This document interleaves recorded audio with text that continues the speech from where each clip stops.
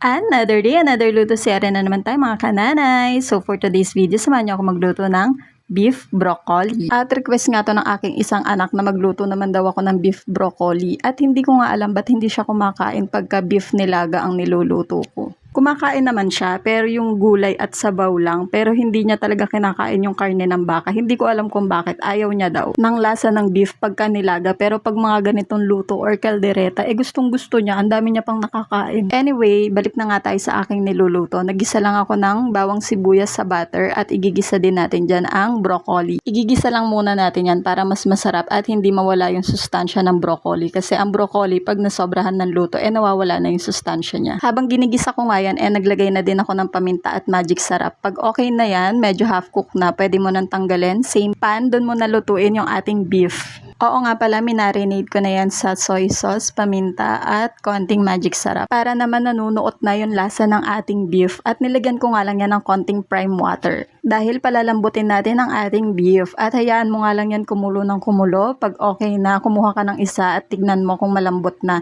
Pag malambot na, lagyan mo lang ng konting-konting cornstarch para naman medyo slurry ang ating beef broccoli. At pakuluin mo lang yan ng very light. Pwede mo nang ilagay ang ating ginisang broccoli kanina.